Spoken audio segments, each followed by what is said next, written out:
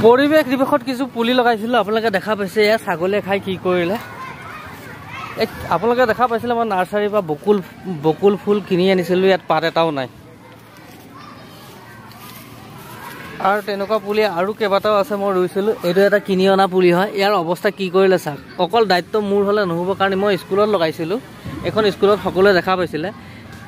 এতিয়া ইয়াৰ যতন নোহোৱাৰ কাৰণে এই অৱস্থা হ'ল এতিয়া মই আকৌ লৈ আহিছো ইয়াত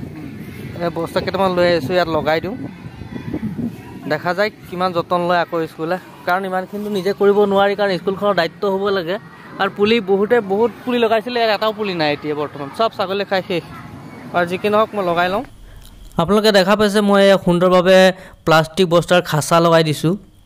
এতিয়া কথা হ'ল স্কুলখনৰ অকণ তত্ত্বাৱধান ল'ব লাগিব চোৱা চিতা কৰিব লাগিব গছপুলিকেইটা ৰুই দিলোঁ আৰু সকলোৰে এটা দায়িত্ব থাকিব লাগিব যিসকলে পৰিৱেশ দিৱসত গছপুলি ৰুইছিল বা এনেও ৰুইছিল অকল ৰুই পেলাই দায়িত্ব সামৰিলে নহ'ব নিজৰ দায়িত্ব পালন তেওঁলোকে কৰিব লাগিব যাতে গছপুলিটো জীয়াই থাকে বাচি থাকে তেতিয়াই আমি প্ৰকৃতাৰ্থত উপকৃত হ'ম আৰু সাৰ্থক হ'ম গতিকে সকলোকে ৰিকুৱেষ্ট কৰিছোঁ আহ্বান কৰিছোঁ যাতে যিসকলে গছপুলি ৰুইছিলে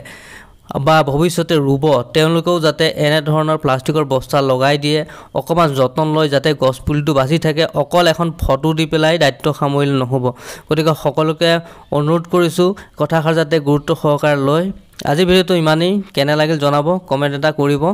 ধন্যবাদ জয় অসম আকৌ লগ পাম নেক্সট ভিডিঅ'ত